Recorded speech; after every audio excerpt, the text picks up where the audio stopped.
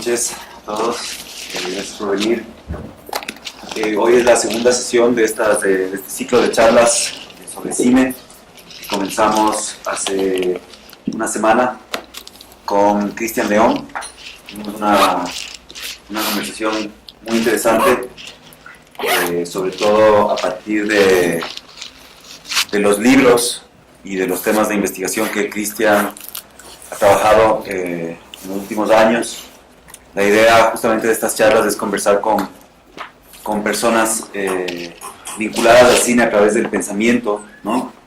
Gente que está investigando sobre temas de cine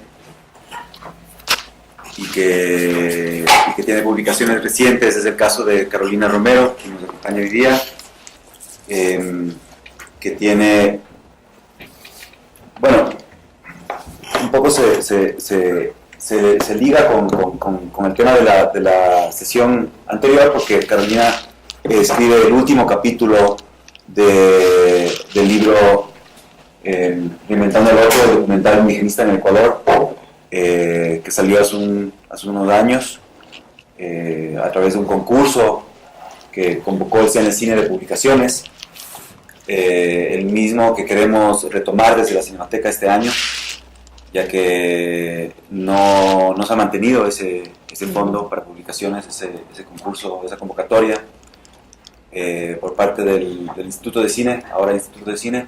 Entonces queremos retomarlo este año, y este ciclo de charlas también es un poco un preámbulo para eso. Entonces, como les decía, Carolina participó en este libro, en esta investigación importante sobre el documental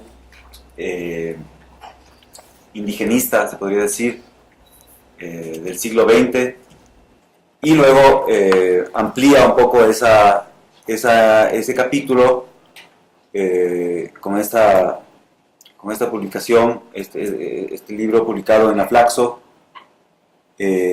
también recientemente, El Cine de los Otros, ¿cuándo? 2011, que amplía esta investigación sobre los documentales vinculados con el tema indígena, sobre todo en el siglo XXI, que es por donde vamos a comenzar esta conversación.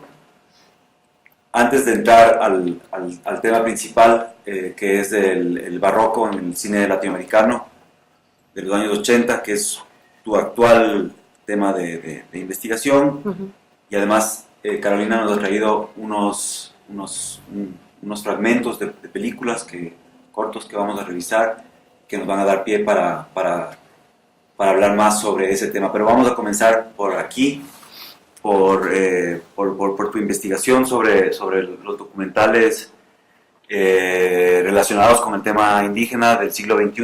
En esta investigación tú planteas, y quisiera que nos hables un poco de eso, planteas continuidades y rupturas con el tratamiento clásico del indígena en el documental ecuatoriano a lo largo del siglo XX. ¿Nos podrías hablar un poco de eso? Bueno, primero, muchas gracias por la invitación. Realmente, para los que hacemos investigación sobre cine, sobre la imagen en movimiento, es muy grato recibir este tipo de invitaciones de la Cinemateca, de la Casa de la Cultura. Entonces estamos muy contentos, digamos, de alguna u otra manera. Somos, creo que pocos, pero creo que esto nos motiva y nos da también, digamos, pie para, no digamos ser ejemplo, pero sí para seguir motivando la investigación sobre la imagen en movimiento, no solamente en términos nacionales, digamos, que hace muchísima falta investigar el cine ecuatoriano como tal, la historia del cine ecuatoriano, sino en general, ¿no? O sea, no es tampoco una idea de cerrarse a lo nacional, pero sí creo que amerita en este momento pensar y repensar y reactualizar los enfoques que se han dado históricos sobre la historia del cine ecuatoriano. Yo hice esta investigación, El Cine de los Otros, fue mi tesis de maestría de Flaxo en el 2000, por eso decías que sí es ya algún tiempo. porque sí, es 2010, 2011, o sea, ya hace como 8 años. Fue interesante cuando planteé porque justo, digamos, mi curiosidad, yo estudié en la licenciatura Producción Audiovisual, entonces quería vincularme de alguna manera con el tema de la realización de cine. Y por cosas de la vida, bueno, no pude involucrarme de la manera que yo hubiese querido y me fui más como por el lado académico, digamos. Pero no quería abandonar esa curiosidad que sentía. Entonces dije, bueno, ya si me metí a hacer la maestría, pero voy a hacer igual sobre algo que tenga que ver con documental, con cine documental, que era lo que me interesaba. Entonces, digamos, en la primera aproximación, que casi siempre es un poco primaria o básica, de lo poco que había leído y tal, sabía, digamos, que había una gran cantidad de documentales sobre indígenas, ¿no? Entonces ya me puse a investigar y tal. Y se me ocurrió la idea de pensar cómo esos documentos, o cómo se está generando en ese momento, a partir de los primeros años del siglo XXI, cómo se estaban generando esas representaciones sobre lo indígena. Y ahí fue cuando apareció el trabajo de Cristian León, que en ese momento estaba escribiendo su tesis de doctorado, que es de ese libro, y por vínculos con la Flaxo, que eso fue muy positivo, él me dirigió la tesis. Y a la vez yo fui su asistente de investigación en esa, ya digamos en la última parte de la investigación, porque él ya tenía prácticamente hecha. Entonces, eso me ayudó mucho a armar mi propio trabajo. Entonces, claro, quedó la parte del Cristian, como toda la investigación, mucho más exhaustiva, eso sí debo decir, de todo el siglo XX, porque además era desde los primeros filmes de Crespi y Blomberg y todo ese acumulado de filmografía, y yo me planteé hacer la investigación a partir del año 2000. Entonces, la primera premisa, si se quiere, o la pregunta era, ¿qué había pasado con esas representaciones después de la irrupción del movimiento indígena, ¿no?, en la arena política, en finales, digamos, de los años 90, porque el Cristian llega justo hasta los años 80.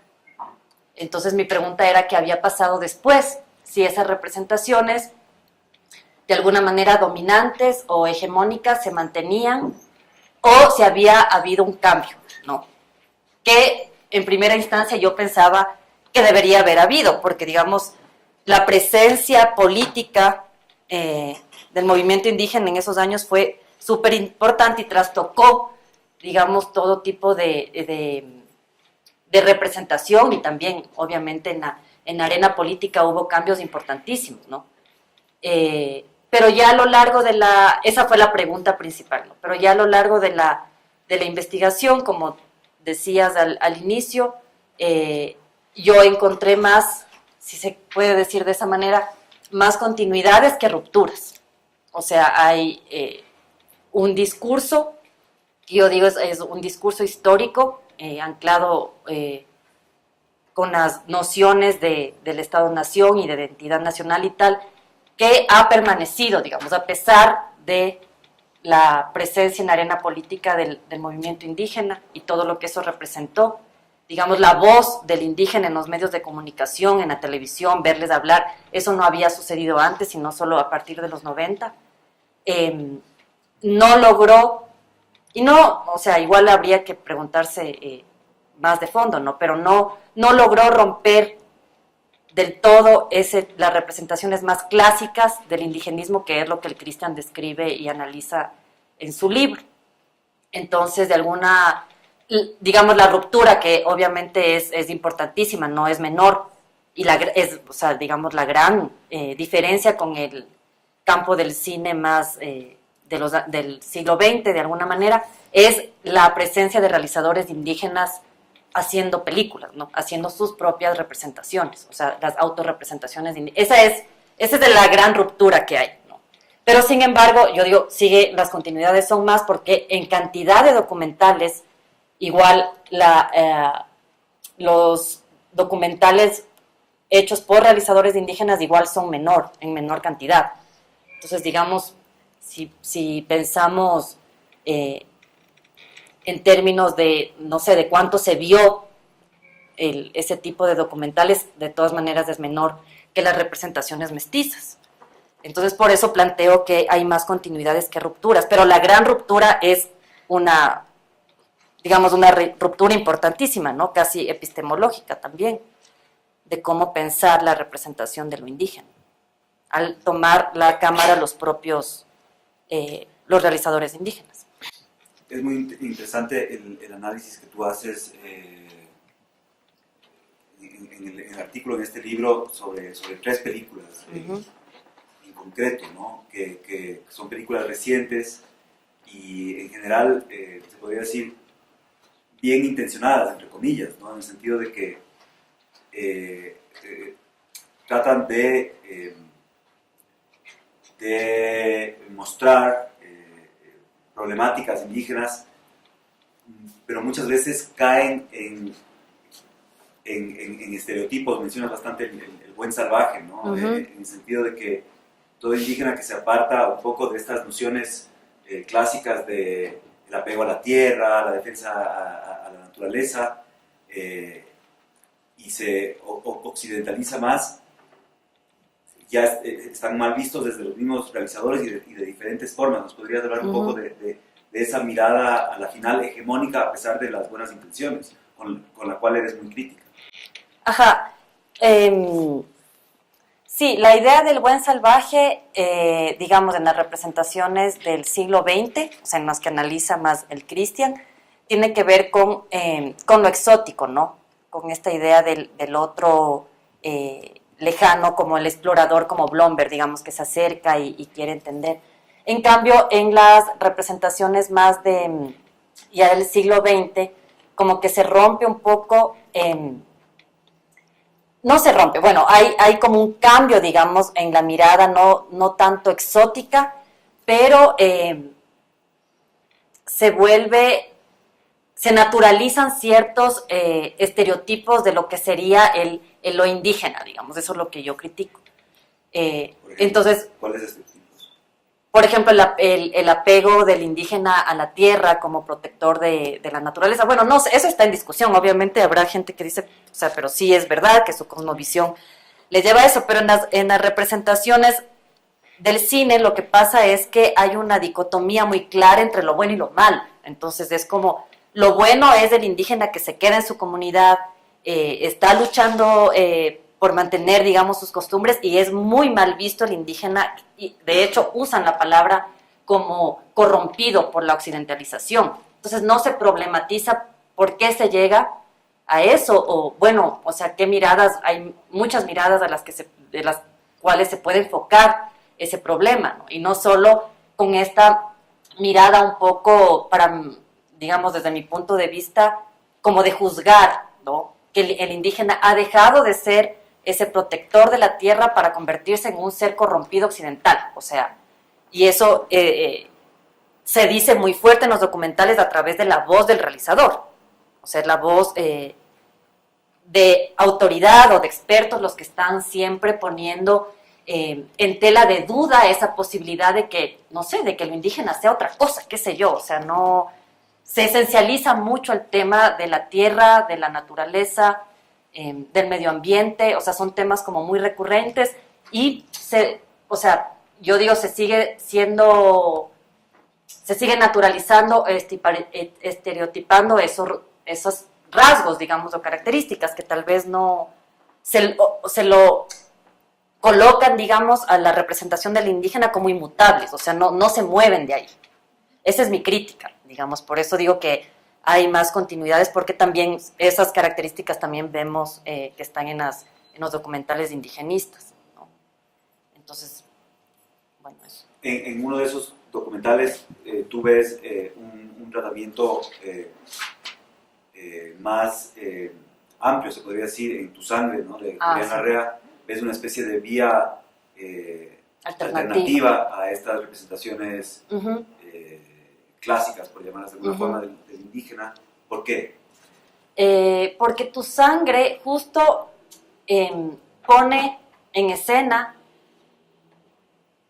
el conflicto de relaciones de poder dentro de las comunidades indígenas, digamos, y en la relación también con los mestizos, porque la película se trata de una contienda electoral entre un candidato para alcalde Shuar y uno colono, que les dicen en Amazonía, los colonos. Entonces son los colonos versus los mestizos, versus los Shuar, perdón.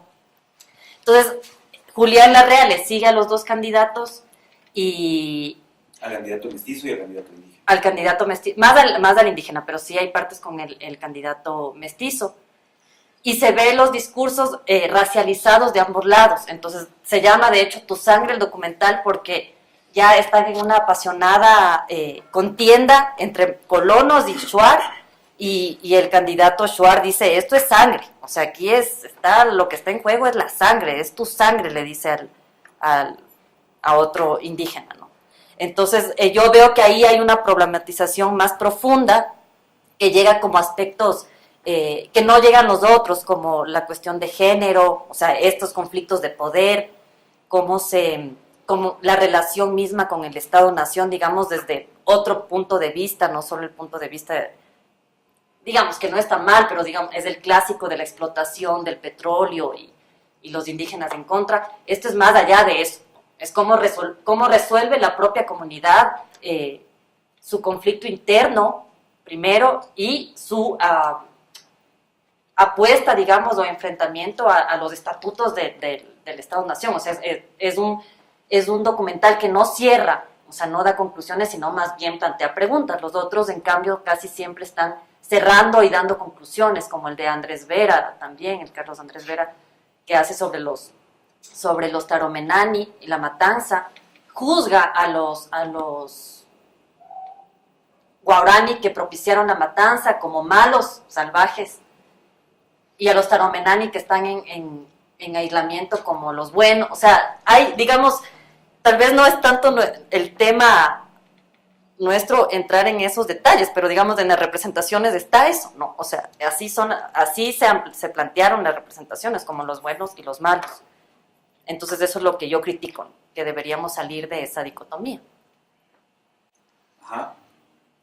Entonces, digamos que te interesan este tipo de estudios que revelan aspectos de cómo los cineastas miran a los temas, ¿no? A los temas que tratan. Eso se relaciona de alguna forma ¿cómo se relaciona esa mirada con la antropología visual, por ejemplo, que es el área en la cual académicamente también te has desarrollado, ¿no? De hecho, esta es la pero no es de antropología visual. No, perdón. Es de comunicación. Ya, pero tú mencionas aquí algunos preceptos de la antropología visual. ¿Cómo crees porque es un término también que se habla mucho últimamente, ¿no? Y está muy vinculado con el cine documental. Y cómo se relacionaría esa mirada con la antropología visual. ¿Qué es la antropología visual para un público que no... Bueno, yo no soy antropóloga visual. Aquí ya les vi a algunos. No, yo en realidad mi formación como comunicadora de alguna manera y digamos mi interés por el cine me llevaron a hacer una tesis un poco interdisciplinar, digamos, la comunicación, no sé, para mí tiene esa ventaja, aunque para algunos cientistas sociales es una desventaja, pero para mí tiene la ventaja de que uno puede trasladarse de alguna manera a campos académicos más, o sea, no es tan cerrado, digamos. Entonces yo usé la antropología visual justamente para cuestionar el mundo de las imágenes y la circulación de las imágenes. Pero creo que para eso me servía y creo que la tesis en realidad se va más al tema de representaciones, es una tesis sobre representaciones en el cine, ¿no? Pero quería poner también como en cuestión que esas representaciones forman parte de la circulación social de las imágenes. Ahí creo que está el tema de la antropología visual, como yo lo tomé, no como realizadora, porque tú como que tu pregunta iba más como al tema de la realización, ¿no es cierto? No necesariamente. Yo lo tomé, o sea, teóricamente como en ese marco, qué significa la circulación de las imágenes, del mundo social de las imágenes, ¿no?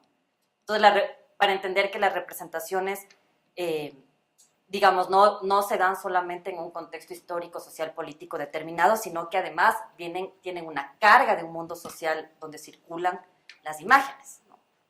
Entonces, por eso podemos ver esas continuidades con el cine indigenista, con el documental indigenista, ¿no?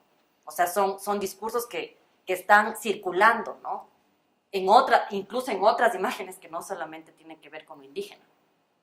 Entonces, por ahí era más como mi acercamiento a la antropología visual, pero eso, como si yo no soy antropóloga. Y bueno, y también el tema del otro es el clásico tema de la antropología, ¿no? O sea, y de hecho la antropología visual igual nace con estos acercamientos de los exploradores y los antropólogos, o sea, siendo como también una ciencia o un campo académico bastante colonial, el acercamiento con las cámaras hacia los pueblos autóctonos, es un clásico de la antropología, ¿no? Que ahora ya obviamente se critica mucho y se discute, pero sí, efectivamente, en los inicios fue así. O sea. Bueno, dejando un poco de lado la antropología visual, quería preguntarte cómo pasas de estudiar el tema del documental sobre lo indígena con tu nuevo tema de investigación, que es el barroco en el cine latinoamericano de los años 80, sobre todo. ¿Cómo cambias ese chip?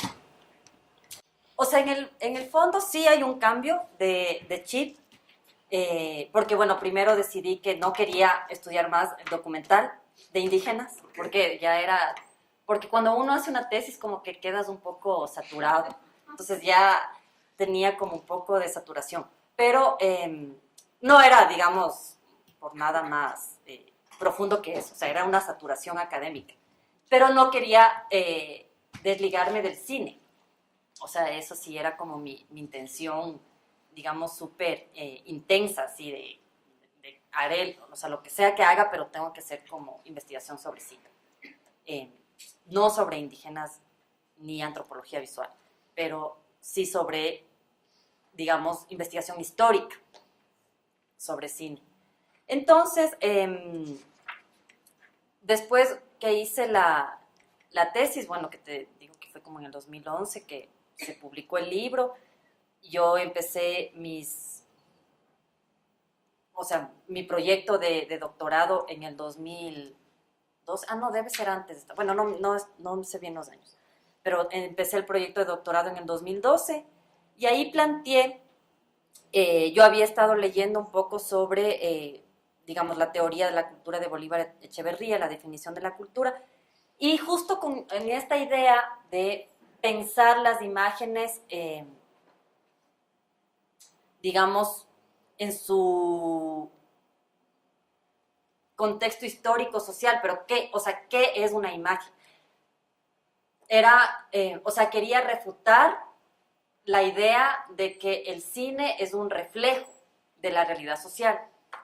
Esa era como mi primera idea. Entonces, leyendo a Bolívar, me di cuenta que su definición de la cultura era súper potente porque hacía una crítica al capitalismo y justo pensaba las formas culturales no como reflejos, o sea, porque, no sé, siempre hay como esta idea de que el arte es el reflejo, o sea, como que está separado, ¿no? Entonces me parecía que Bolívar estaba pensándolo de otra manera. Entonces pensé en involucrar el tema de la cultura, la teoría de la cultura de Bolívar Echeverría con un estudio sobre cine. Y lo del barroco salió justamente porque, bueno, después los estudios a profundidad o la teoría a profundidad que desarrolla Bolívar Echeverría, junto con la de la cultura, porque yo creo que no se pueden separar, o sea, detrás de la teoría del barroco hay una teoría de la cultura. Llegué a lo del barroco y para esto, o sea, paralelamente también ya estaba leyendo sobre historia del cine latinoamericano y resulta que los años 80 son una década olvidada y menospreciada absolutamente en la historia del cine latinoamericano. Entonces eran como estas dos vertientes, digamos. La una era ¿qué pasó? Una pregunta más histórica sobre qué pasó en esa década que los historiadores del cine quisieron borrarla y hasta subestimar el cine que se había hecho en en esa década, porque de hecho hay muchísima investigación y ustedes encontrarán y conocerán muchísimos libros sobre el cine de los 60, de los 70, bueno, el cine de la época de oro mexicano, argentino también, pero hay muchísimo análisis sobre el cine que, digamos, se ha venido a llamar como el cine político, cine militante de los años 60 y 70. Y de ahí la historia del cine latinoamericano se pasa a los 90.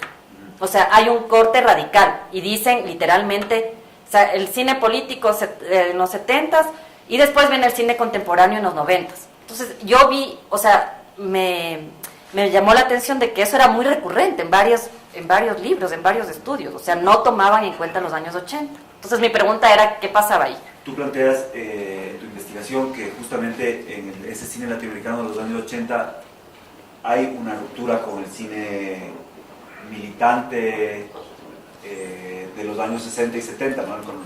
Más conocido como el famoso nuevo cine latinoamericano, ¿no? Que se caracterizaba justamente por su compromiso político y su militancia revolucionaria. ¿Cómo y por qué se da esa ruptura en los 80 a través del cine?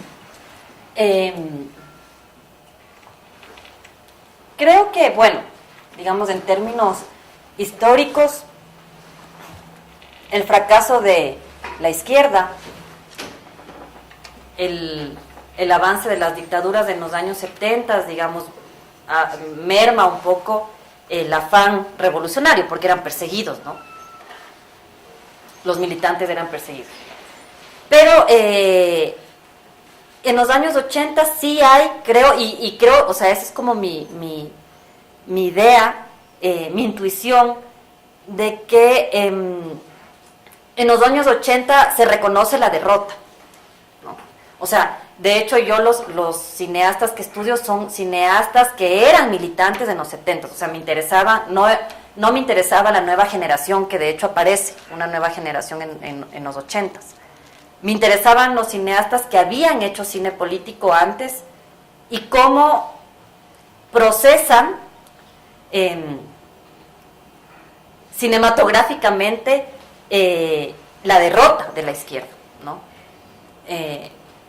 Ya no hay horizonte revolucionario, digamos en términos así históricos, para estos cineastas. Entonces me interesaba saber qué pasó, o sea, si se quedaron sin la lucha,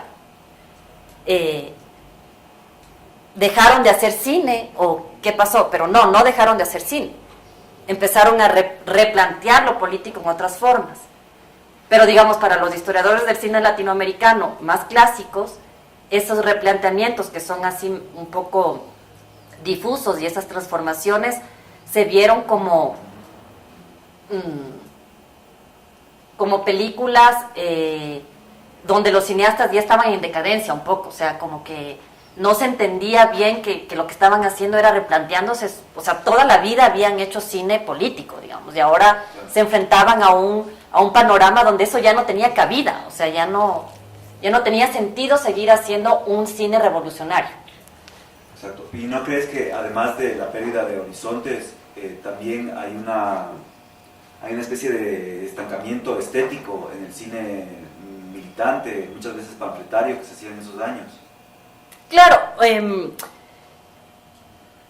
creo que sí. En cuanto a las formas. Sí, en cuanto a las formas, bueno, es que el nuevo cine latinoamericano, o sea, si nos ponemos así rigurosos, corresponde, digamos, al cine moderno latinoamericano, que justo es el que transforma o da vuelta la forma clásica del cine, ¿no?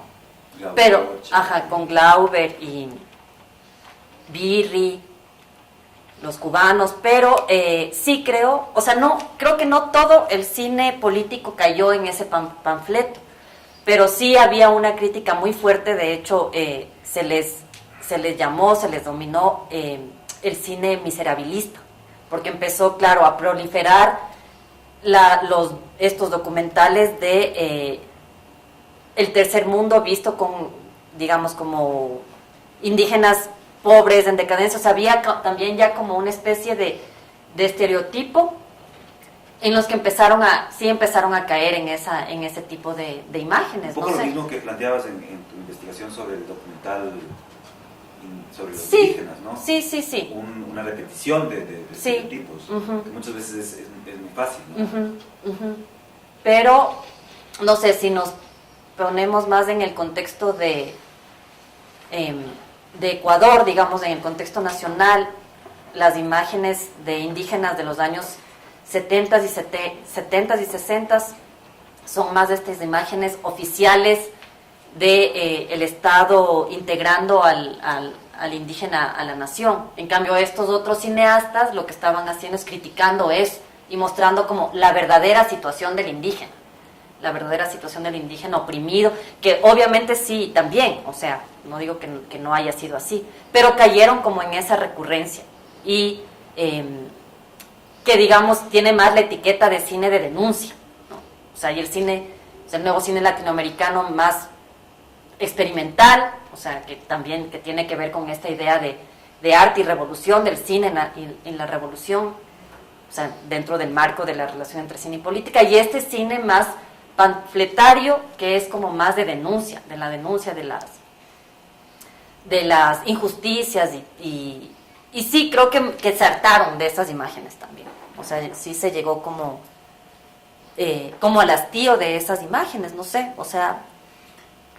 Entonces tú planteas, por un lado, en estas películas de los 80 que vamos a revisar ahora algunos fragmentos, tú planteas, por un lado, una ruptura con ese cine más politizado, Político, digamos, militante, ajá. de los 60s y 70s, y por otro lado lo que tú llamas o retomas tal vez de Bolívar Echeverría, este importante filósofo ecuatoriano radicado en México, estrategias barrocas en las imágenes, como una forma de resistencia.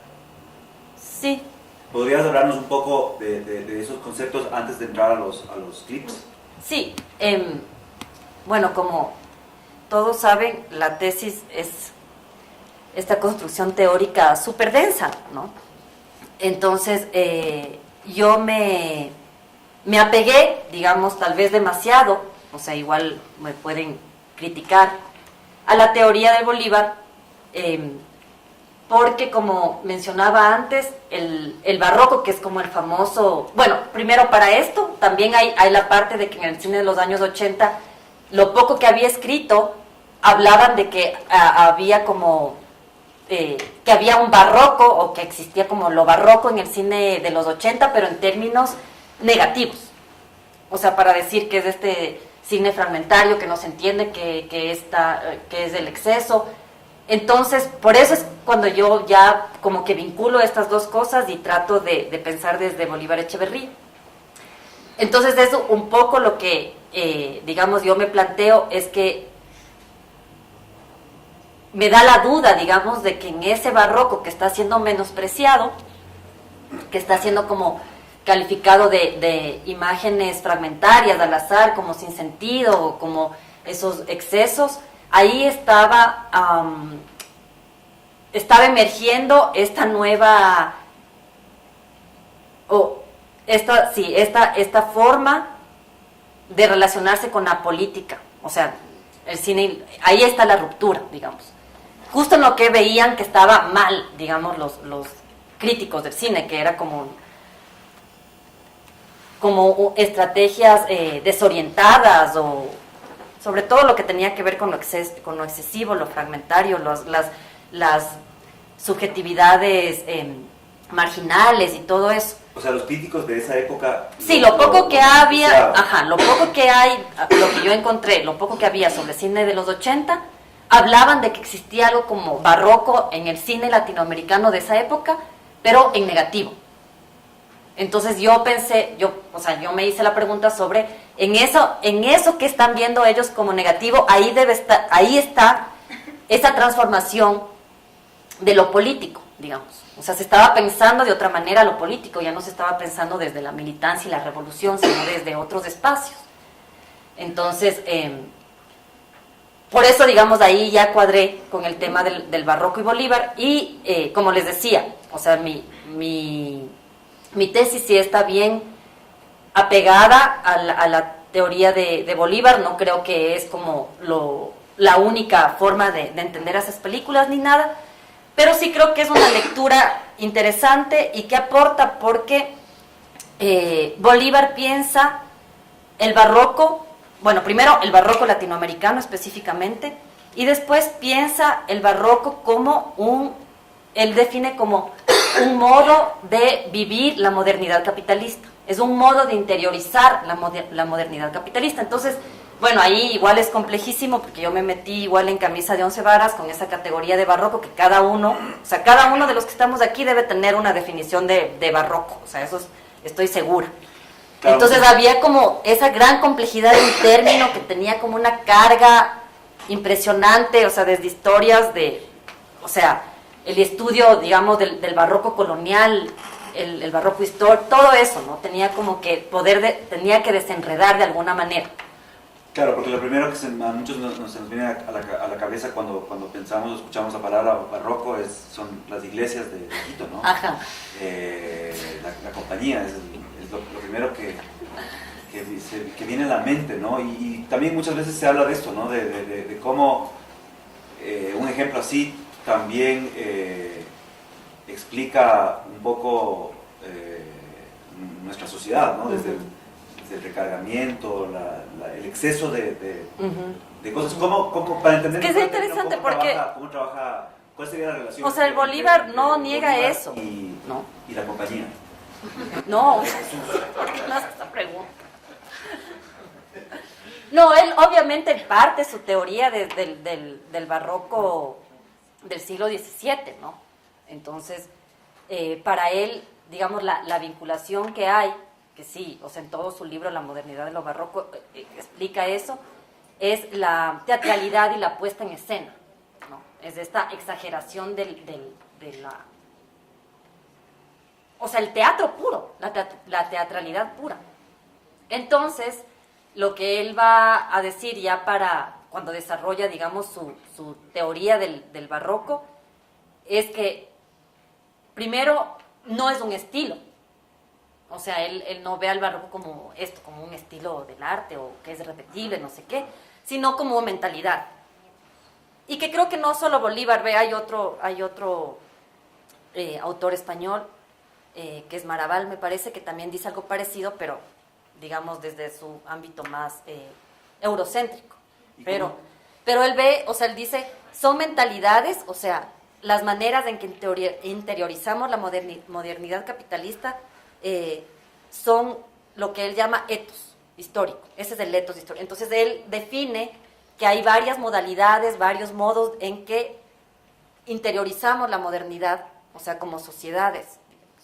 Interiorizamos la modernidad, y esa es una clásica, otra romántica, otra, clásico, romántico, realista y barroca, ¿no?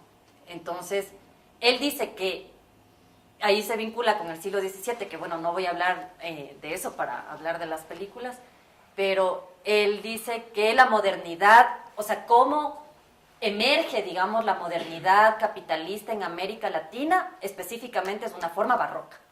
Pero de ahí, dice, obviamente se va superponiendo y aparecen todas estas otras configuraciones, son configuraciones de la modernidad, ¿no? Entonces, a mí lo que me servía, digamos, para pensar las películas, es que él está hablando en términos de producción de subjetividades. Por lo tanto, el arte o el cine no está fuera de esa esfera, es lo mismo, digamos, de alguna manera, o sea, está ahí, está en la misma jerarquía, porque lo que pasa es que los teóricos sociales suelen poner como la social está aquí, la cultura está acá, o sea, hay como unas concepciones, el arte es como un reflejo, y él no, o sea, al plantear las formas culturales como constitución de subjetividades, está diciendo lo social es lo material, eso es lo que dice. O sea, la socialidad misma es lo material, o sea, la forma en que nos relacionamos está no sé si plasmada o es lo mismo que los objetos que hacemos, es lo que está diciendo. O sea, cómo nos relacionamos como personas es la misma cosa que los objetos. Ahí está, en los objetos está la relación social. Eso es lo que está diciendo. Entonces, por eso a mí me gustaba porque, bueno, además de eso no dije, pero mi tesis de doctorado es de sociología. Entonces, ahí había como una gran corriente sociológica para yo poder discutir y refutar qué son las imágenes, ¿no? O sea, no están afuera del sujeto social, están dentro, es su producción. Eso es lo que dice el Bolívar. Y esas producciones, digamos, se dan en diferentes configuraciones de la modernidad capitalista. O sea, no podemos hacer unas, no sé, o sea, igual vivimos trastocados. Ahora Bolívar dice que vivimos en el eto realista, predominantemente, o sea, el neoliberalismo puro y duro, pero en América Latina siempre está presente el etos barroco. O sea, entonces, digamos, me pareció como dinámico, o sea, no es cerrado, o sea, puedes como pensar de diferentes maneras. Y sobre todo esta cosa del cine, de las formas culturales, como, o sea, para entender la estética, digamos, en términos de producción de subjetividades y la relación con lo social. Y el barroco para él es eso, ¿no? Esa es una manera de interiorizar, por lo tanto los objetos están cargados de eso también. Las producciones culturales, de hecho, lo que a él le interesa son las producciones culturales, están cargadas de esas interiorizaciones de la modernidad capitalista, clásica, barroca o lo que sea. Entonces, en estos fragmentos de películas que nos trajiste, vamos a seguir sí, podemos explorando este tema del barroco en el cine latinoamericano, ¿no es cierto? Ajá. Podemos ver y yo voy contándoles qué veía, o sea, como que vi en cada una de las películas, pero... ¿Cuál es el primer fragmento? El primer fragmento es de una película... Bueno, primero también quiero decir que escogí las películas de un corpus gigantesco, de como, digamos, en la tesis están como 70 películas, pero era más grande todavía, y escogí estas porque, bueno, como ya dije al inicio, ya saben, o sea, la tesis es como este constructo teórico, obviamente uno va construyendo el dato mismo, ¿no? Pero también tenía que ver con países, o sea, quiero dar esta explicación porque no tengo películas de Ecuador, tenía que ver con los países que han tenido, digamos, mayoritariamente una producción constante, una producción histórica importante en Latinoamérica, que son México, Brasil y Argentina. Digamos, ahí hay un fuerte, ¿no? Hay un desarrollo también de la industria, aunque después igual decae. Justo en los años, es que en los años 80 es súper complejo porque también decaen las industrias nacionales, ¿no? Y bueno, ese era como un primer acercamiento, o sea, los países que han tenido mayor producción. Y también está Bolivia, porque Jorge Sanginés es uno de los pioneros del denominado Nuevo Cine Latinoamericano, y me parecía súper importante su figura porque él explora de hecho el mundo visual andino.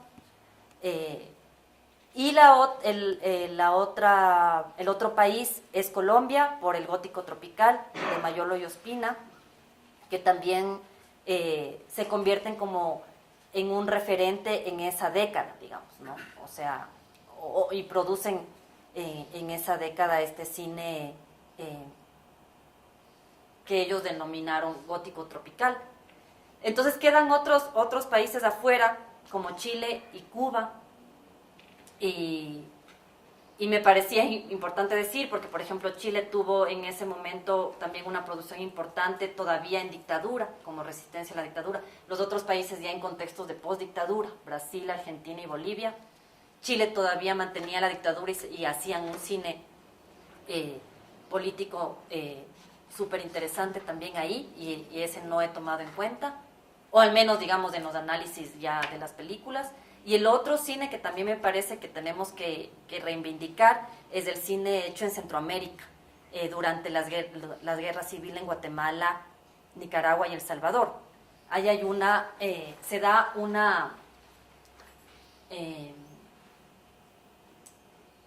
o sea, juega un papel importantísimo el cine documental. Hay muchos documentales que se llama, de hecho, el cine de guerrilla, ¿no? O sea, documentales hechos desde las guerrillas, desde el conflicto armado, que ese cine ha sido, o sea, muy, muy, muy poco estudiado. Y que yo hubiera querido, digamos, avanzar también con eso en mi tesis, pero ya era, o sea, este marco también del barroco también era, digamos, para restringir. Pero quería mencionar que hay estas otras cinematografías que no están tomadas en cuenta. Y perdón, y la de Cuba, que también por una cuestión más de tiempo no alcancé a hacer, porque Cuba necesitaba como todo un tratamiento especial por el contexto de la revolución, y ya se me venía el tiempo encima, entonces ya básicamente por una cuestión de tiempo Cuba no entró. Hablando de tiempo, y para poder abrir el debate al público, ¿te parece mejor si pasamos los 5 fragmentos? ¿De una sola? De una sola, y después Bueno, conversamos. sí. ¿Sí? Sí. Listo, hagamos eso entonces. Vamos a ver un fragmento de 10 minutos ahorita, de varios. O sea, todo de una sola. 5 fragmentos de 2 minutos cada uno.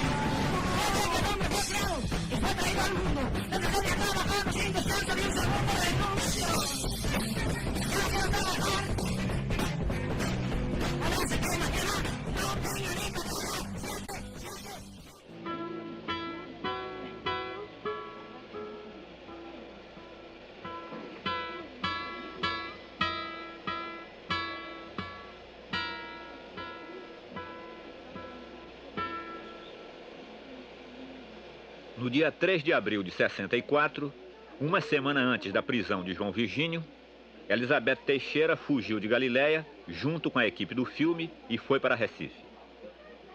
Não podendo voltar a Sapé ou ficar em Recife porque seria presa, ela decidiu refugiar-se na casa de Manuel Serafim, em Jaboatão. O assistente de direção, Vladimir Carvalho, levou-a até lá. Elizabeth mudou seu nome para Marta, fez-se passar por cunhada de Manuel Serafim e não saía de casa. 2 meses depois, ela se entregou às autoridades da Paraíba. Trataram bem a senhora?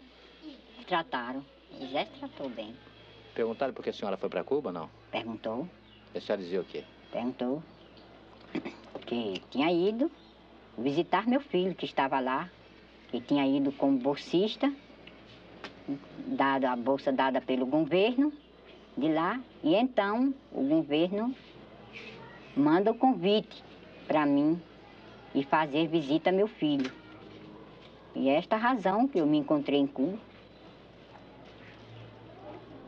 E acusava a senhora de invadir terra, essas coisas ou não? Acusava. Não tinha conhecimento de invasões de terra, não. Se havia, porque havia algum desentendimento entre o proprietário e o morador. Que nenhum proprietário quer que o morador tenha direito a nada. Queria tomar mesmo na marra. E o morador se via obrigado a resolver o problema dele.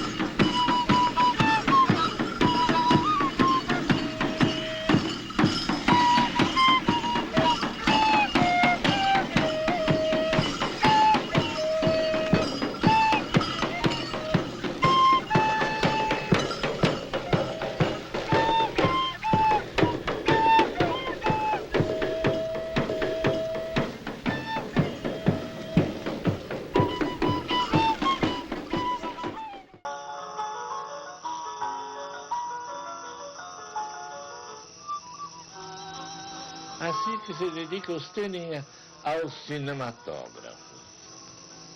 Yo también me interesé mucho por esta profesión.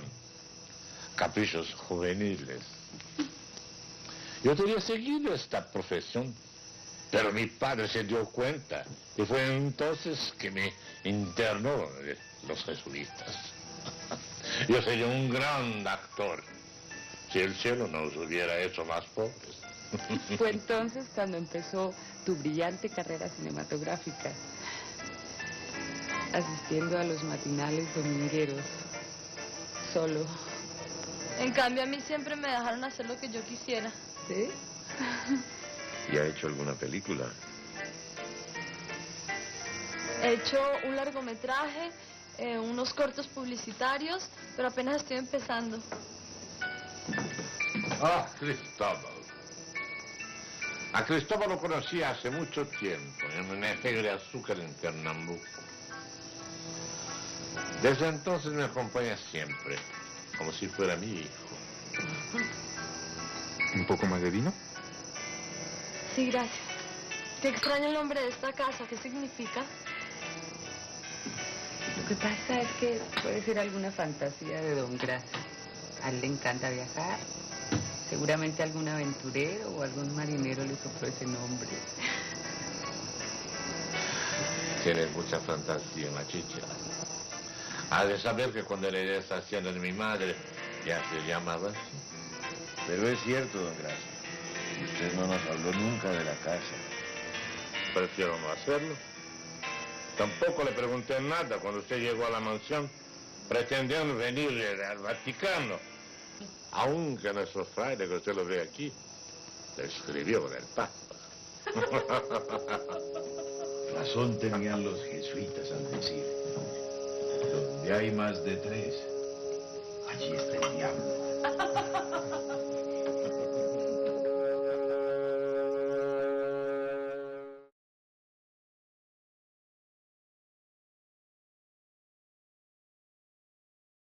¿Dónde te tienen? No sé. Lo sé.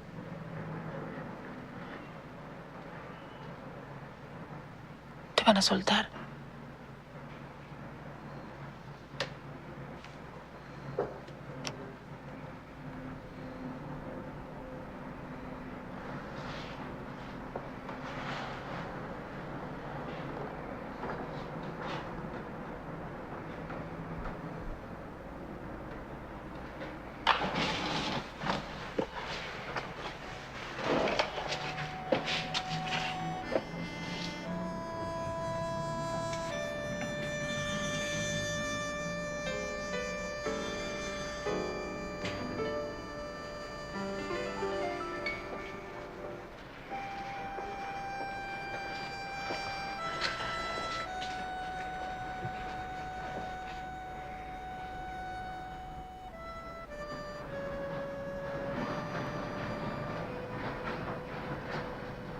Corte.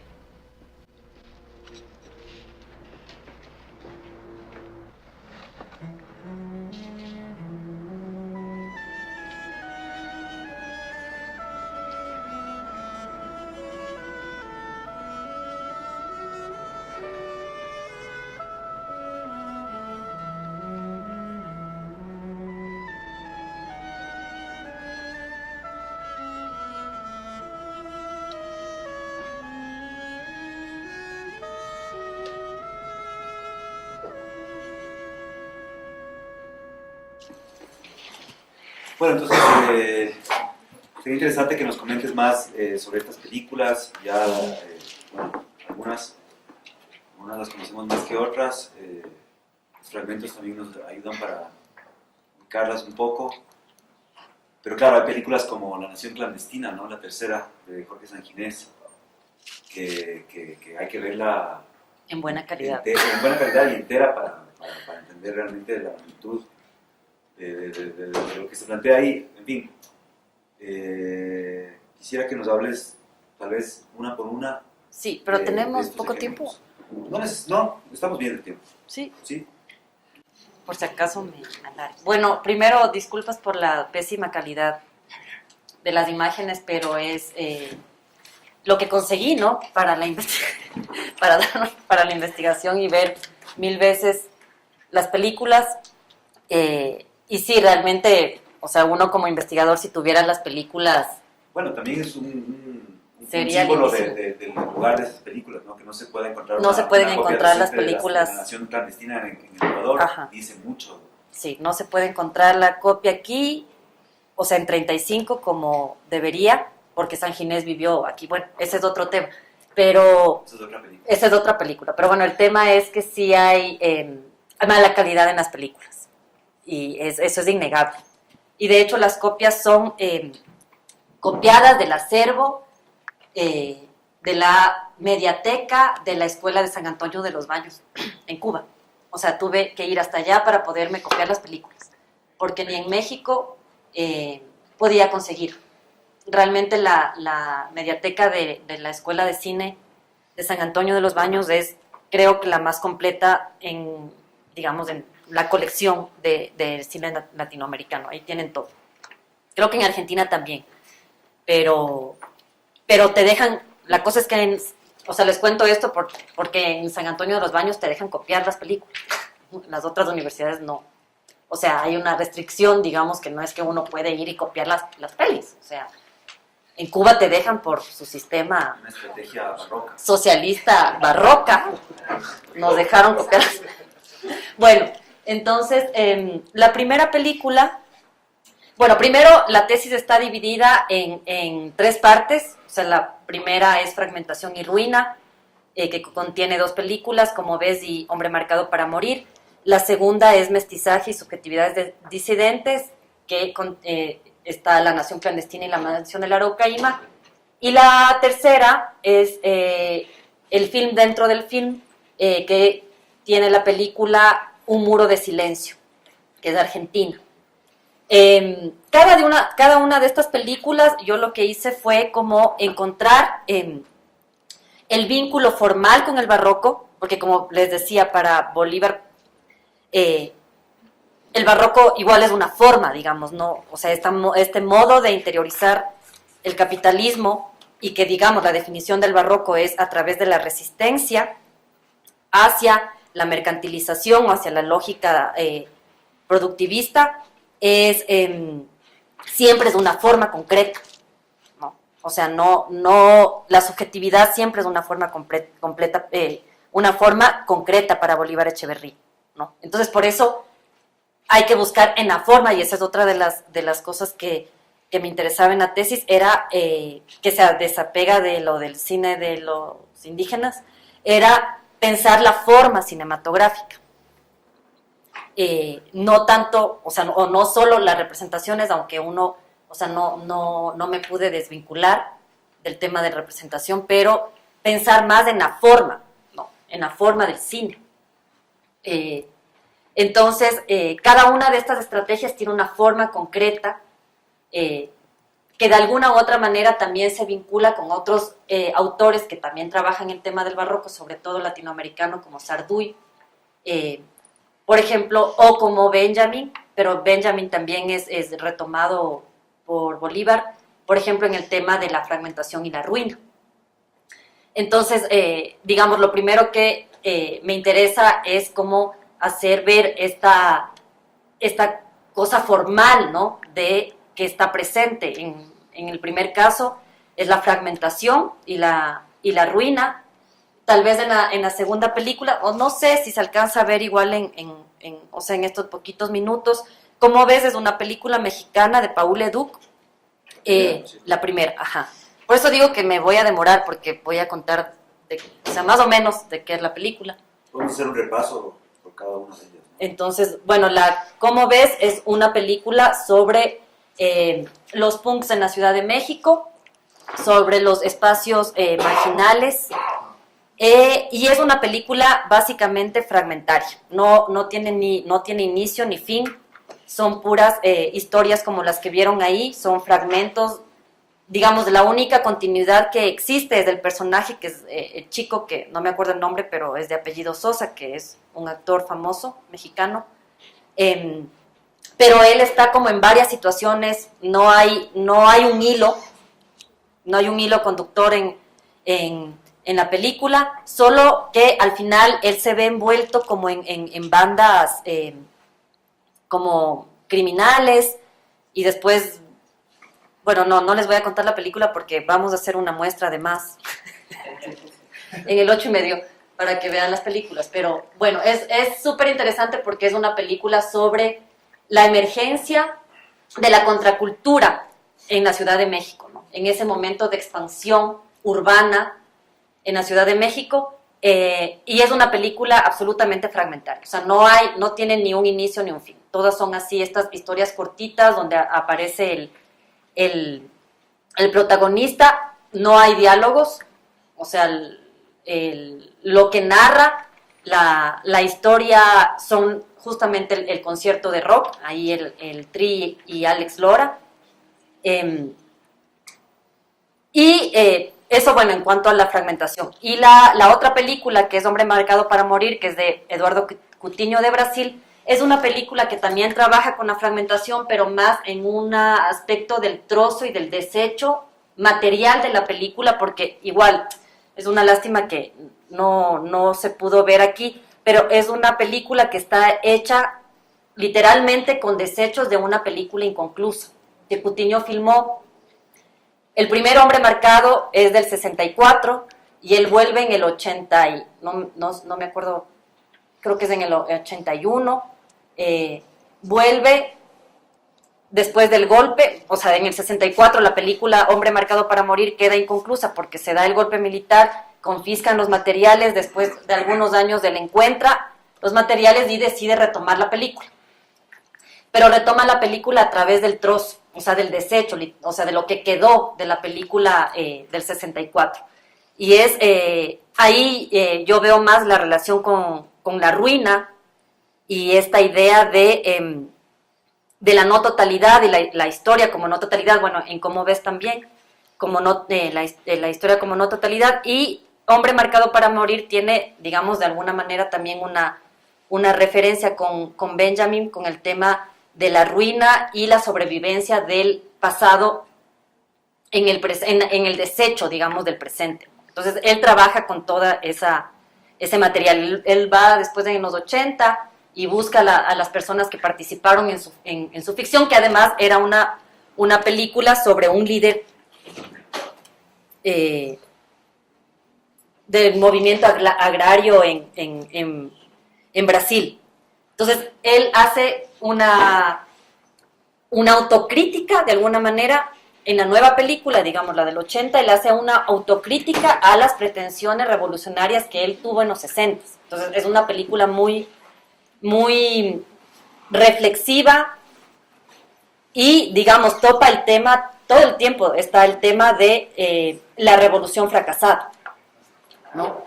Entonces, los trozos de la película del 64 que queda realmente son la evidencia de la derrota, si se quiere, de alguna manera, ¿no? de la derrota de la revolución que no llegó.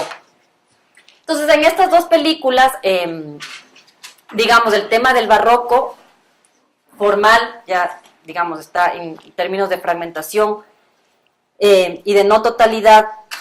Yo vinculé con la idea de el barroco de Bolívar Echeverría y la, digamos, la concepción de lo político, porque son películas que primero están digamos, demostrando de alguna manera la caída de la gran premisa del cine político de los 70s, que es la representación del pueblo, del colectivo. En estas películas, al estar troceadas, digamos, fragmentadas, están comunicando la imposibilidad de la representación del pueblo. O sea, ya no es posible la representación del pueblo en términos de cómo el cine político de los 70s lo hizo.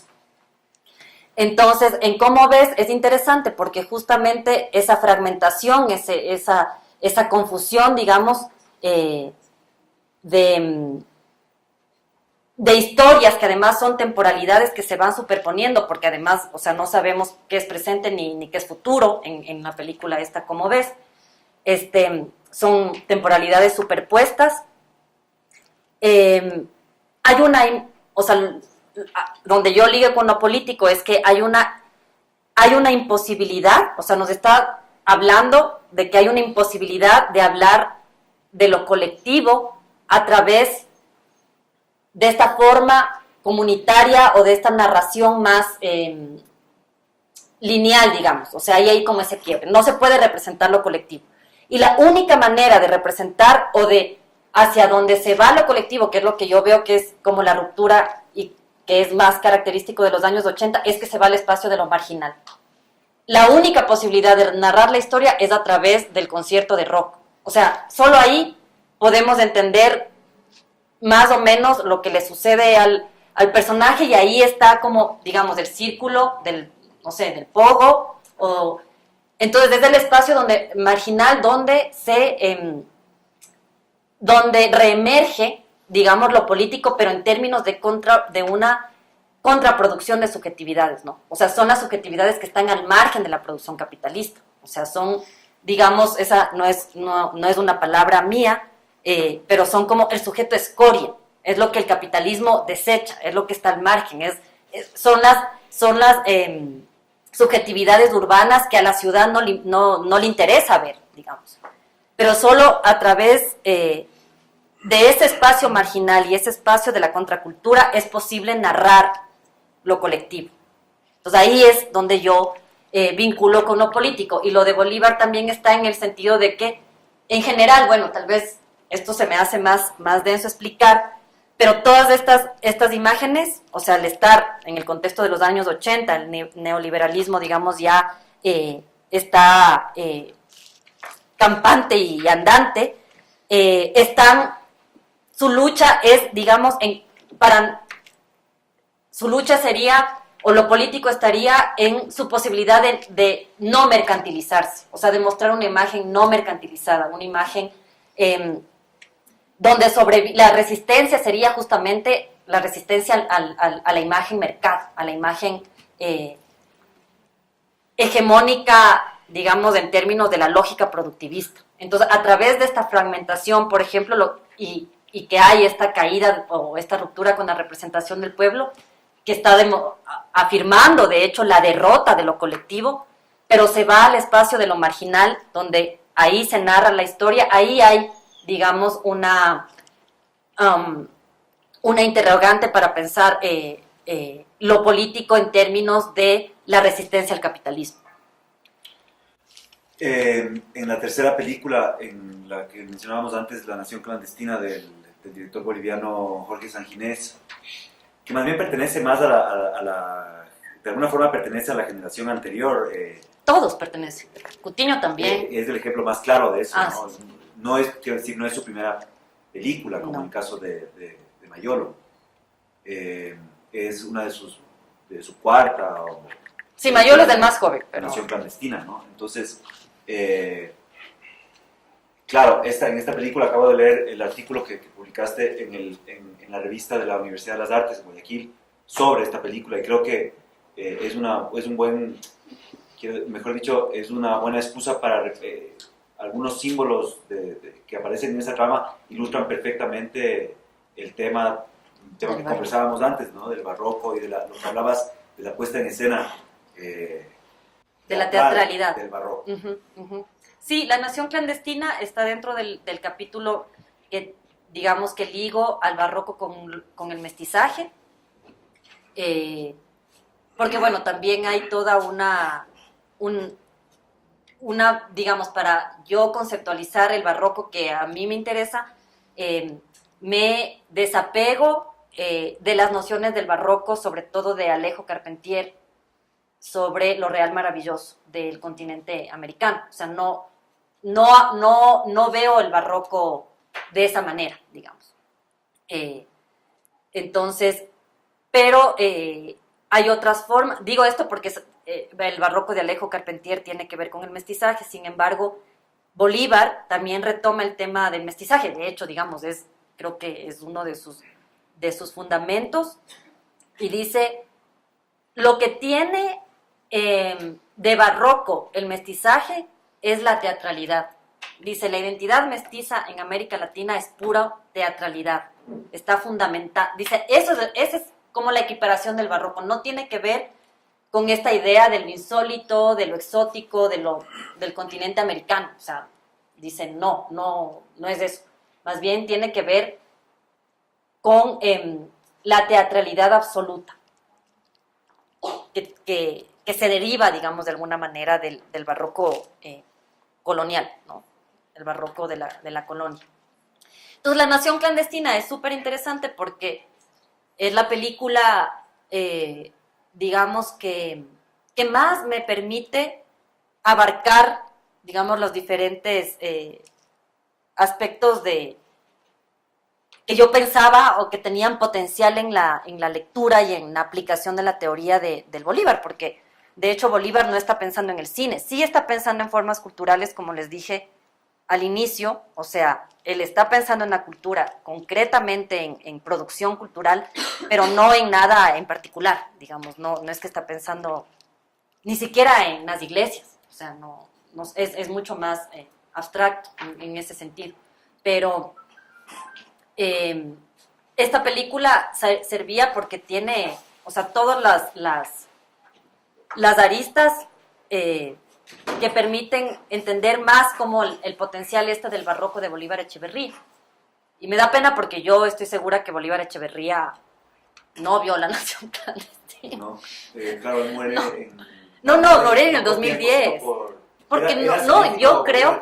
Se supone que sí, pero yo nunca escuché, o sea, como todo lo que he leído, nunca he visto ninguna referencia a La Nación Clandestina. Yo creo que no debe haber visto La Nación Clandestina, porque además es como este cine que no circula. Ajá. Bueno, ahora... Pero es posible, habría que investigar. Sí, habría que ver. En todo caso, un ejemplo muy interesante de todo este tema del barroco, me parece que se puede demostrar o hablar a partir de este recurso estilístico que tenía Sanginés, que se llamaba el plano secuencia integral, ¿no? Que en el fragmento que vimos no aparece, pero es súper interesante lo que él hacía, ¿no? Unos planos secuencia en varias de sus películas y en diferentes momentos, sobre todo en esta, unos planos secuencias circulares, ¿no? Alrededor de todo a 360 grados, ¿no? Pero sí hace, en lo que vimos. Sí, de alguna forma lo hace, pero no tan contundentemente como en otros momentos.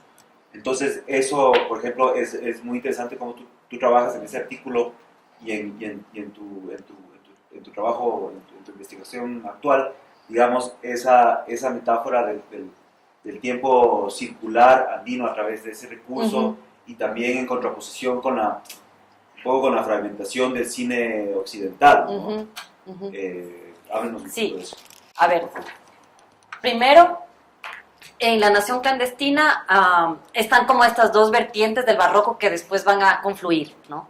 Está primero el tema de la puesta en escena de la identidad, que encarna el personaje de Sebastián, que es un indio que, digamos, no es ni indio, ni mestizo, ni blanco, ni nada, es un híbrido,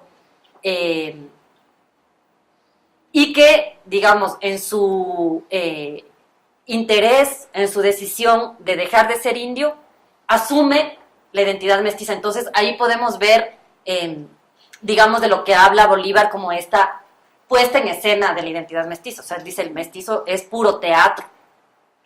Y de hecho Sebastián es puro teatro. O sea, él para ser mestizo entiende que tiene que actuar como mestizo. No importa que no sea, digamos. Y se cambia de apellido, y deja el poncho, y cuando se va de la comunidad le dice a la esposa, eso es súper loco porque le dice, además hablando en aymara, le dice, no, yo no me puedo poner el poncho, me van a decir indio en La Paz. Entonces es como que podría continuar, que sí soy, pero no debo parecer. Eso diría Bolívar Echeverría. O sea, el barroco es eso, sí soy, pero no debo parecer, ¿no? O sea, es importante la apariencia de esa teatralidad. Ese es el mestizaje. Entonces, en esta película es riquísima porque está hablando todo el tiempo de esa puesta en escena. El mestizaje es pura puesta en escena. La ciudadanía, digamos, en estados nacionales, poscoloniales o con estructuras coloniales como Bolivia y Ecuador y Perú, digamos, es una puesta en escena, ¿no? O sea, la ciudadanía es en sí misma una puesta en escena. Entonces, la película todo el tiempo va sobre esa condición barroca de Sebastián, ¿no? Que encarna él esa teatralidad. Esa es la primera. Y la segunda, decía, la segunda vertiente tiene que ver con el aspecto formal, pero que es lindísima la película porque justo las dos van a confluir, ¿no? O sea, digamos, la representación tanto del sujeto híbrido como la búsqueda formal están paralelas, digamos, van juntas, ¿no? Pero la búsqueda formal sí viene de mucho más atrás, como decía,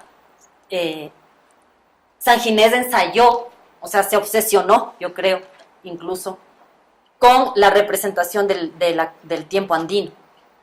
Entonces, en esta película lo logra. Yo creo que es su obra maestra porque efectivamente logra, después de muchos años de ensayo y de ensayo y de ensayo, uno puede ver, de hecho, en la filmografía de San Ginés, cómo va ensayando y se va equivocando y vuelve a repetir y está ahí todo el tiempo tratando de hacer una, digamos, yo le llamo una forma visual de lo colectivo andino, ¿no? O sea, le interesa la forma circular en tanto representa lo comunitario, ¿no?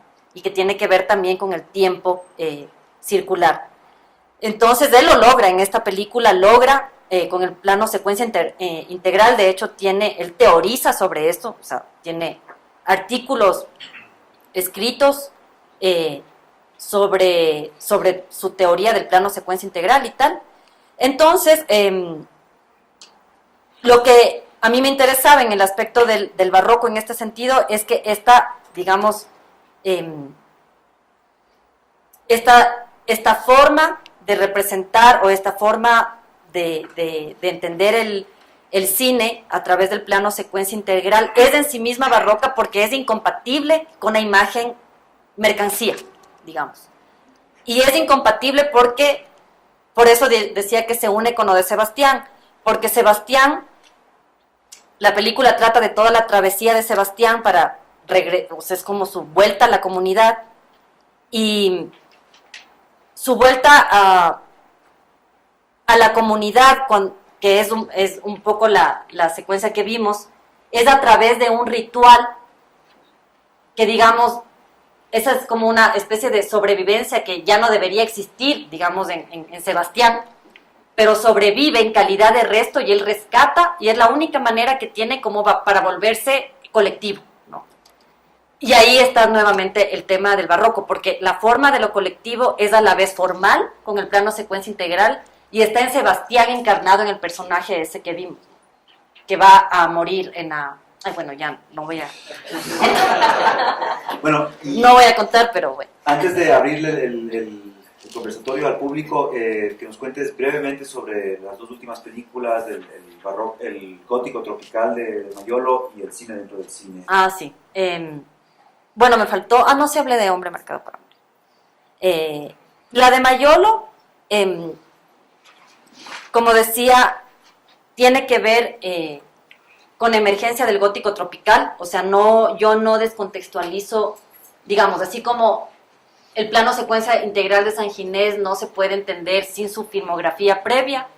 Creo que la película esta de La mansión de la Araucaíma también, de hecho yo la analizo en conjunto con las películas del gótico tropical, que son Pura Sangre de Luis Ospina y Carne de tu carne de Mayolo. Ese es primero, La mansión de la Araucaíma es después, y después La mansión de la Araucaíma. Pero bueno, Mayolo era un cineasta joven en ese momento, sí. Pero bueno, igual hizo el cine en Cali, ¿no? Con Andrés Caicedo, el grupo de Cali, quise decir. Entonces, lo que me interesaba igual aquí en términos, para hablar como que era lo barroco, es la apropiación del género del gótico. Y en esta película, igual había algunos análisis que leí, también hacían alusión al barroco en términos de la exuberancia y de por ejemplo, la escena que se ve ahí, de la cena lezamiana, que es otro de los teóricos del barroco latinoamericano, Lezama Lima, Carpentieri, Severo Sarduy. Al que más retomo yo en la cuestión de la retórica, o sea, de estrategias retóricas, de esa Sarduy. Pero en esta película está muy presente el tema del barroco lezamiano, ¿no? Dice la cena lezamiana, son esas descripciones gigantescas que hace la Lezama Lima en Paradiso. Pero bueno, igual, es para decir que yo no iba a hablar de ese barroco, sino que el barroco que me interesaba tiene que ver más con la distorsión del género, que también Sarduy dice que el barroco es de esta distorsión, esta deformación del género, o sea, la parodia, que es la apropiación, y cómo esa apropiación, en términos, digamos, de la búsqueda de lo político, o cómo pensar lo político, se establece en una categoría, no sé, que podríamos llamar un cine mestizo, o un mestizaje formal, que no tiene que ver, digamos, con lo mestizo de la identidad latinoamericana, sino con lo mestizo como contaminado. Entonces a Mayolo, de hecho, le interesaba ese cine sucio, el cine impuro, el cine bastardo. Entonces, el cine mestizo tiene que ver con la deformación del gótico, o sea, la parodia que hace Mayolo sobre el gótico, porque están los elementos ahí, la casa, o sea, están encerrados, digamos que es uno de los principales elementos del gótico, la casa de encerrada, los personajes de estos que no pueden salir y que además son como desechos sociales. Bueno, en otras películas del gótico tropical sí se ven más vampiros, zombies, o sea, muertos vivientes aparecen, o sea, están ahí, ¿no? Son personajes, digamos, monstruos, muertos vivientes, aparecidos, fantasmas, pero en estructuras neocoloniales tropicales, ¿no? O sea, en hacienda azucarera del Valle del Cauca, básicamente. Entonces, este traslado, digamos, del gótico al trópico, que además, bueno, esto nace también con una anécdota de Buñuel y la mansión de la Araucaíma es de Mutis, Álvaro Mutis, que se dice, la historia cuenta que Buñuel le dijo a Álvaro Mutis, o sea, que Álvaro Mutis estaba obsesionado con escribir una historia de gótico en el trópico. Y Buñuel le dijo, no, es imposible, o sea, el gótico no puede existir, no es impensable en el trópico. Y Álvaro Mutis escribe la novela para demostrarle a Buñuel que el gótico, dice que el mal está en todas partes, ¿no? Y por eso entonces esa es la parte que a mí me interesaba del barroco, en términos del barroco en la mansión de la Araucaíma, era la apropiación del género, la distorsión del género, y cómo esa apropiación y esa distorsión puede ser como entendida o se va, digamos, se desplaza a algo así como un cine mestizo, que es un cine contaminado. Entonces hay como la equiparación de lo mestizo como contaminado, como corrompido, que además todo el tiempo está en la película, el trópico como ese lugar corrompido, y los personajes dicen, aquí todo se pudre rápido, o sea, todo ya sabemos nosotros muy bien cómo es, efectivamente. Entonces, hay esa equiparación de un cine sucio, de un cine contaminado, y de un mestizaje formal, o sea, hay un acercamiento, una aproximación, y yo creo que ese mestizaje formal también está en contraposición con la imagen mercancía, ¿no? Y ahí está como es nuevamente la idea de Bolívar como el barroco como un modo de vivir la modernidad capitalista, que resiste, digamos, de alguna manera. Pero también es interesante porque Bolívar dice el barroco no es un afuera, sino está dentro de la modernidad capitalista. No es en sí mismo un etos revolucionario, pero es revolucionario, digamos, en términos de las resistencias que contiene, ¿no? O sea, digamos, esa es su posición. Y en las imágenes podemos ver estas imágenes que no son mercancía, digamos. O sea, el barroco sería la imagen no mercancía, la búsqueda de esa imagen no mercancía. Bien, vamos a abrir el debate, la conversación al público, así que si hay alguna pregunta, alguna inquietud.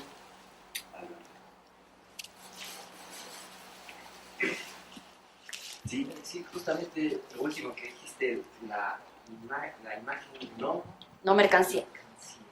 O sea, estoy así fascinado con la charla, pero también me quedo con algunos conceptos así, con mucha curiosidad. ¿Cómo de qué se refiere? Sí, sí.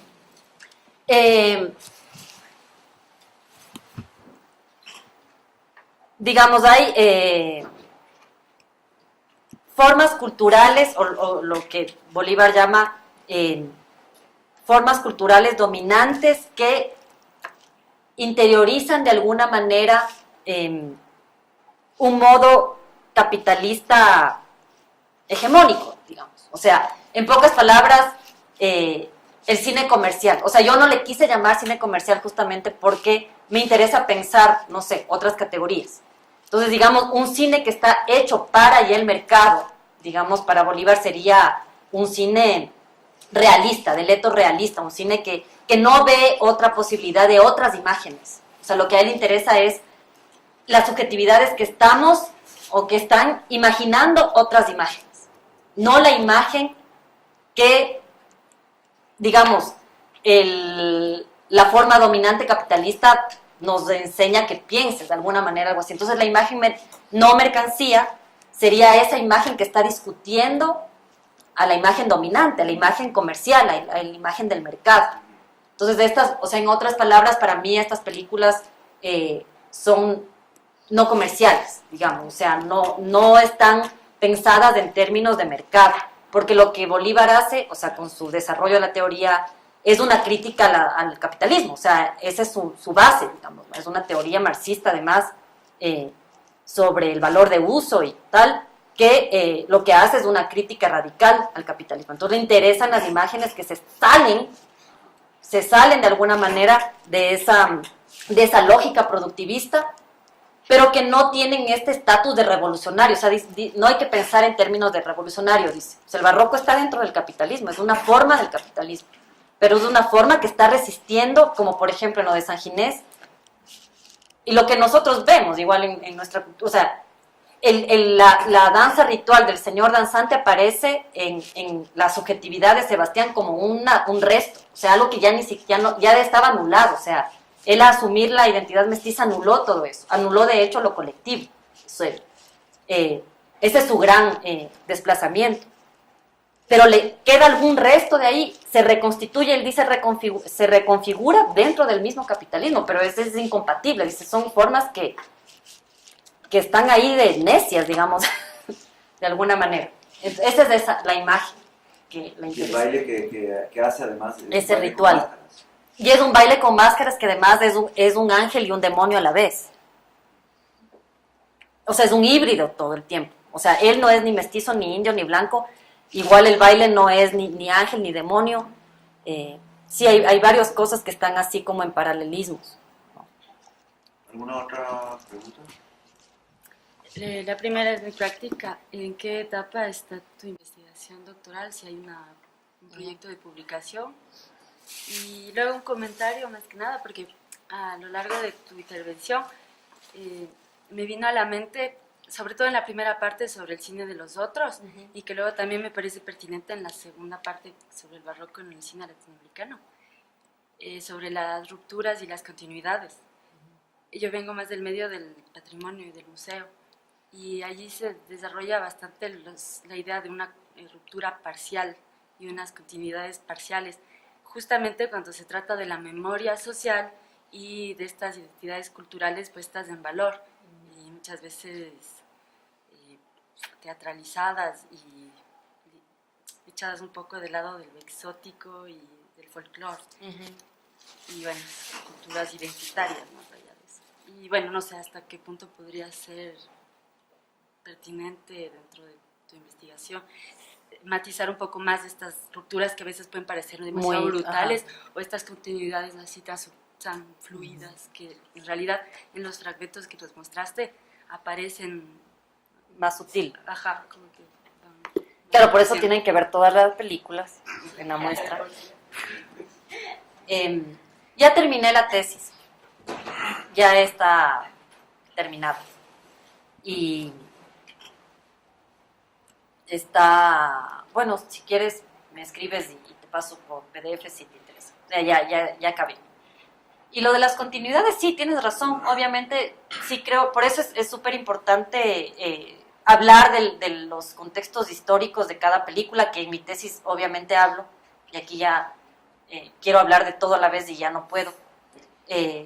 Pero, por ejemplo, en el tema de tanto del hombre marcado para morir, La nación clandestina también, pero un poco menos, y Un muro de silencio, que es la última, está todo el contexto de las postdictaduras en el Cono Sur, ¿no?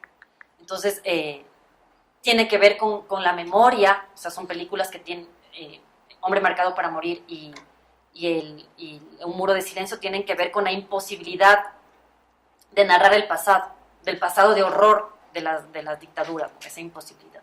Entonces, sí creo que eso, o sea, las continuidades, las rupturas no son tan lineales, porque se dan dentro de estos contextos históricos, ¿no? O sea, tenemos que ver como toda el acumulado histórico que hay detrás de cada una de las películas. Entonces, pero sí creo que el tema de lo político, ahí sí hay una ruptura. Ahí sí hay una ruptura muy, muy visible, digamos, si te pones a ver lo que decía Javier al inicio, este cine de denuncia, o sea, todos los clásicos del nuevo cine latinoamericano que están buscando el cine para la revolución, el cine revolucionario, y de repente en los 80 eso desaparece. O sea, sí, ahí sí es radical. O sea, no hay nadie que a partir del 80 se le ocurra hacer una película mostrando el pueblo. Eso sí es un cambio súper importante. O sea, ni siquiera San Ginés, que como dijo Javier, o sea, es de los más viejos y que ensaya y está obsesionado con el tema de lo colectivo, el pueblo, y tiene una película lindísima que es El coraje del pueblo, que hace toda una recreación de una masacre indígena, de mineros y una cosa así, y tiene también teorías sobre el cine junto al pueblo. O sea, todos los más, nadie, a partir del año 80, nadie se atreve a hacer la representación del pueblo. O sea, esa representación como de la totalidad, por eso viene lo del fragmento, ya no existe, no es posible. O sea, hay un horizonte histórico-cultural donde los cineastas, y era lo que a mí me interesaba, es ver cómo dentro de ese quiebre piensan lo político. Entonces, es pensar lo político justamente fuera de la militancia revolucionaria y del pueblo como figura máxima de la transformación histórica.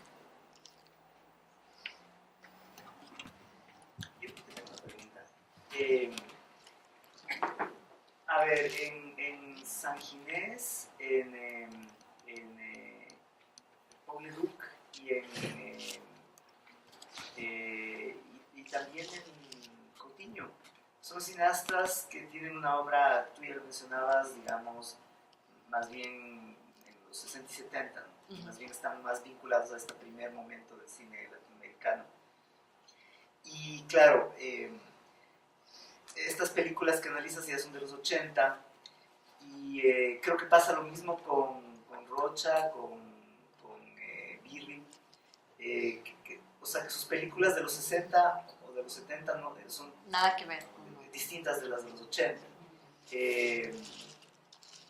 A más de digamos, de la caída de la utopía política, la crisis, digamos, del ideal revolucionario, ¿qué explica este cambio, digamos, en los mismos cineastas que de alguna manera optan por estas estrategias barrocas?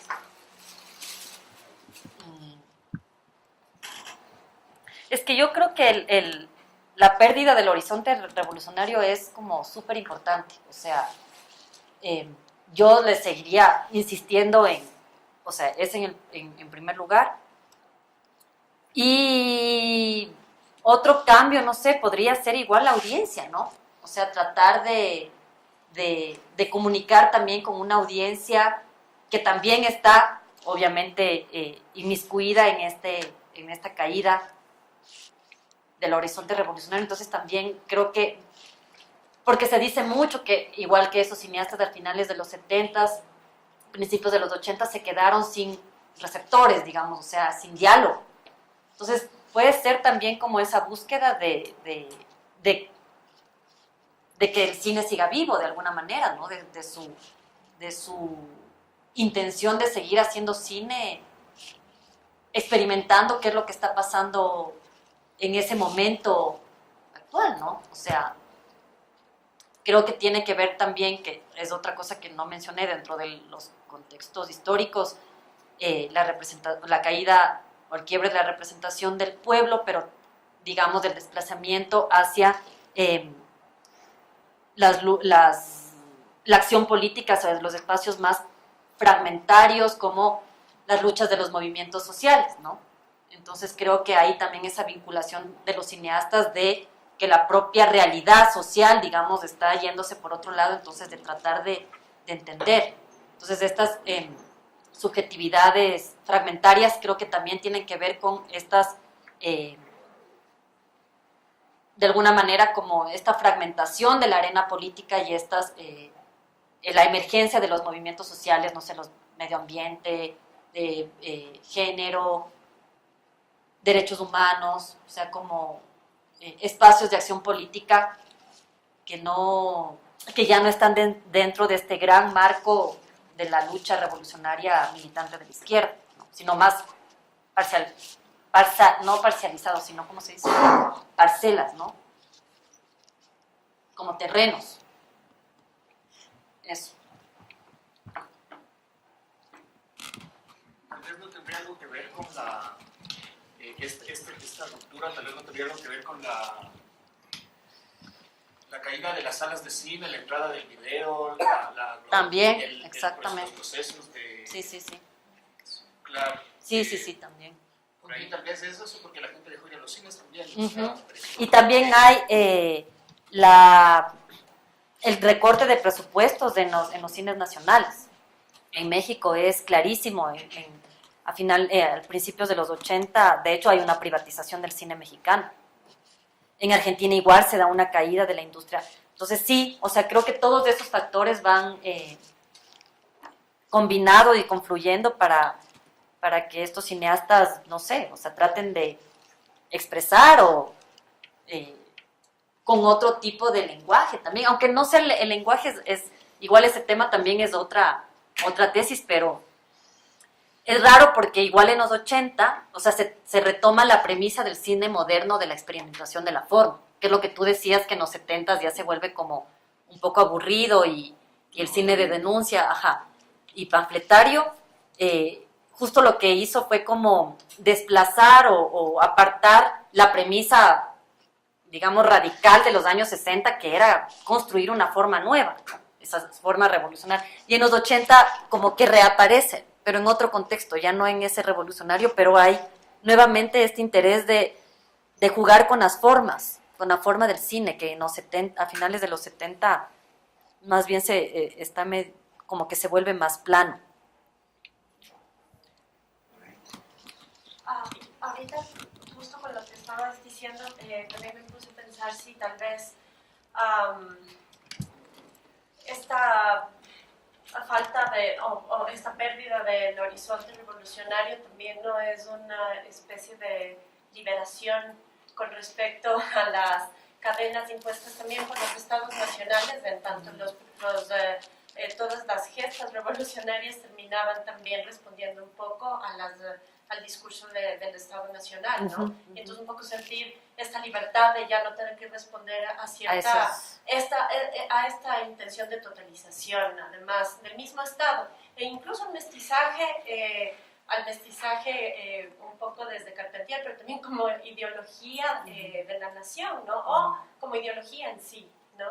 Estaba pensando en eso y estaba pensando en que en esto que hablas que me parece tremendamente acertado, de estas imágenes que tratan de resistirse a lo mercantil, ¿no? Que refleja plenamente el trabajo de Bolívar Echeverría. Pero además estaba pensando en la historización en sí del cine latinoamericano, dejando un poco de lado este cine de los 80, que empezaste diciendo eso, ¿no? Un poco aquí hay una ruptura y parece que desapareciera el cine de los 80 y luego continúa hacia los 90, ¿verdad? También como un síntoma, para utilizar un poco una idea entre benjaminiana y balburiana de la imagen, un poco un síntoma de todo este cine como un resto, ¿sí? Que se queda fuera de un gran corpus latinoamericano, ¿no? También, finalmente. Y que afortunadamente se queda fuera porque se está resistiendo a esa mercantilización y a una historia que termina mercantilizándolo también. No sé cómo lo ves. Tal vez hablas algo acerca de los procesos de cine, no sé, el cine, digamos, leve en Argentina o en Chile, películas picarescas o esa clase de cine que se hizo en la época de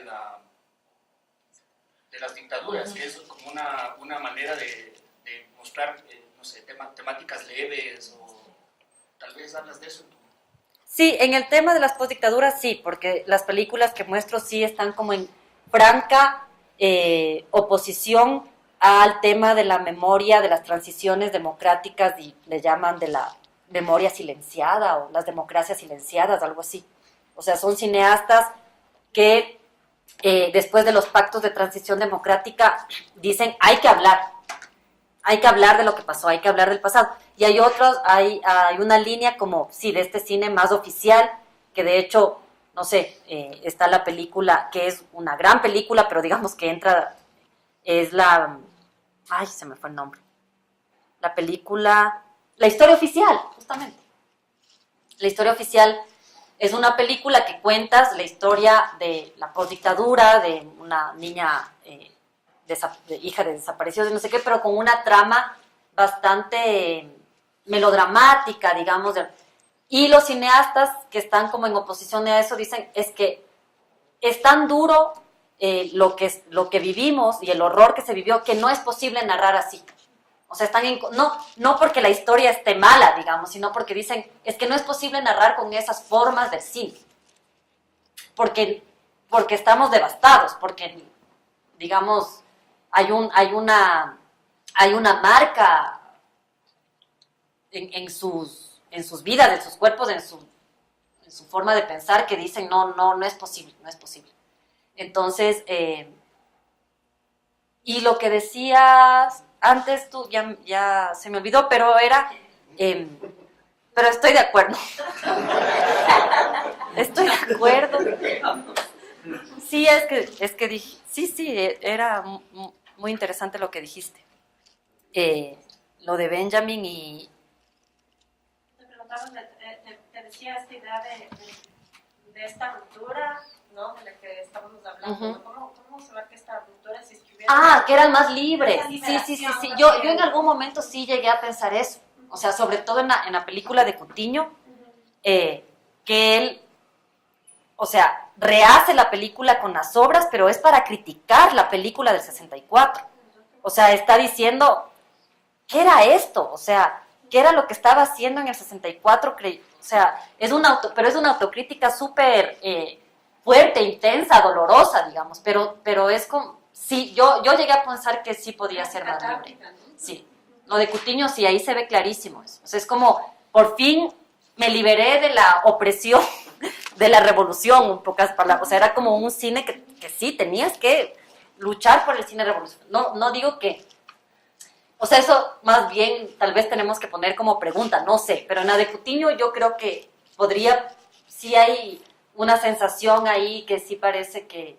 Bueno, no, o sea, sí es una autocrítica directa a su propio trabajo. O sea, de hecho la película empieza diciendo... Estas imágenes fueron rodadas en 1964 cuando yo pertenecía a la Liga no sé cuánto, no sé cómo, de la cultura popular y creíamos que la revolución, o sea, él dice eso. Entonces, él va a desmontar todas esas ideas en el 80.